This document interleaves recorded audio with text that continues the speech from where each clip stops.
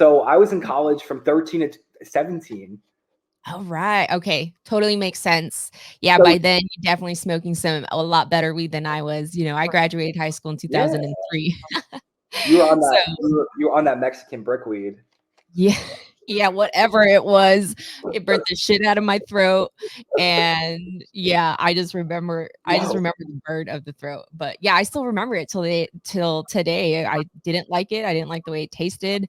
I don't know what got me back to it. I think in high school, it was different in high school. And by the time I got in high school, I hung out with a lot of the football players and a lot of the girls that played softball and pretty well off in neighborhood type. So they had all the nice fancy bongs. And that was the first time I got introduced to like all the glass. And after that, now I have like over a dozen bongs of my own. And I'm just a glass person now. And it's I less was stinky than like joints and stuff like that, no, we were especially talking. if I have my house. We're talking bougie California flower.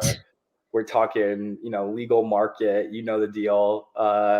You know, Yeah, LA, I bet. high end blunt wrappers. Like we're talking about, I mean, with smoke, you're smoking right. I mean, you're smoking right? I mean, if you're gonna do it, I think that always the good quality is a better way to go. I mean, I think Yeah.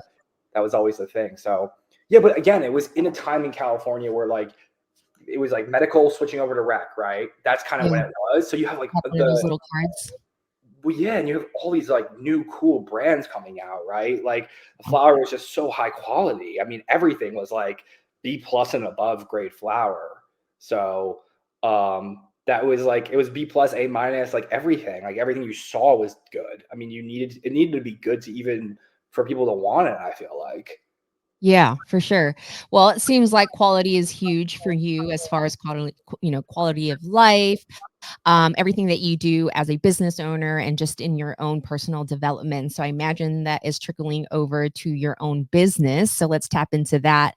Um, Tell us a little bit about what started, your thought process as far as, like I want to get in the cannabis industry. I imagine you left college or you were already planning college, or maybe that's where the idea got sparked up.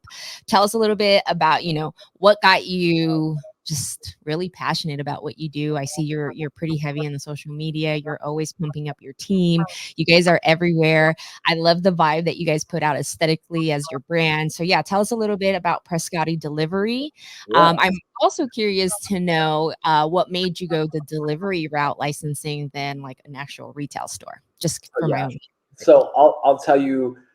So okay, so I started off in the space. Again, coming from my entrance, I had like enjoying like that was a great segue into the cannabis and like where it all started, right? Because the enjoyment in college. Mhm. When I left college, I always knew I wanted to start my own business, right? Like there was never an option. It was never like, hey, go work for someone else. It was always like, okay, what business are we going to start, right? So just like you just feel it in your soul. It's like you're calling, right? You're like, okay, I'm not here to just like exist. I'm gonna work my ass off, but it's gonna be for myself, and I'm gonna create something bigger than myself, right? And have an impact on people.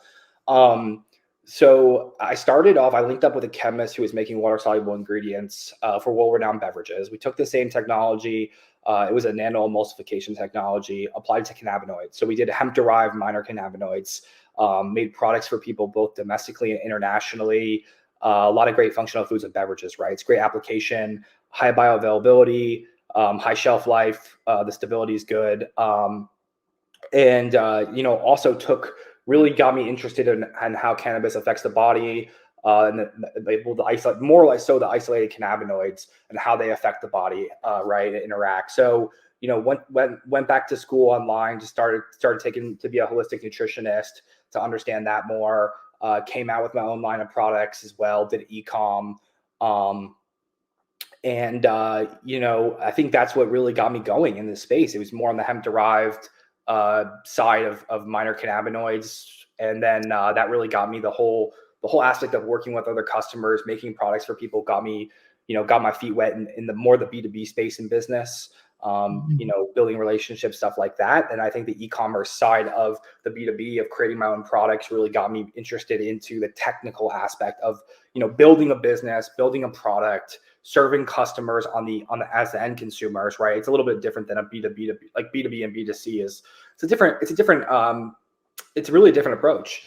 I think. So I think that got me really interested in the tech side, people side. I've always loved creating like brands. I've always been aesthetic, right? With the fashion, with just like how people live. Like, I mean, architecture, my dad's an architect by trade.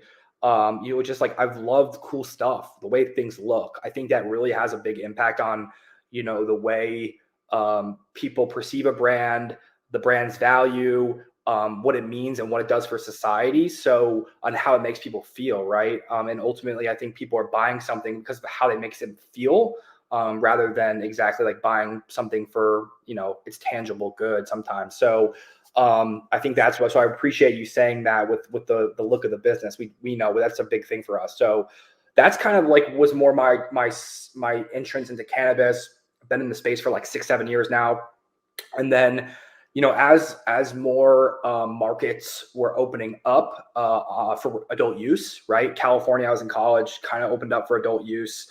I was kind of there, and that's kind of when it all started.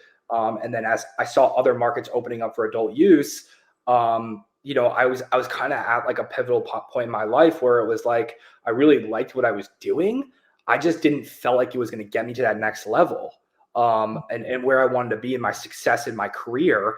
And it became hard to raise money. I think there were so much products out there, like CBD based products.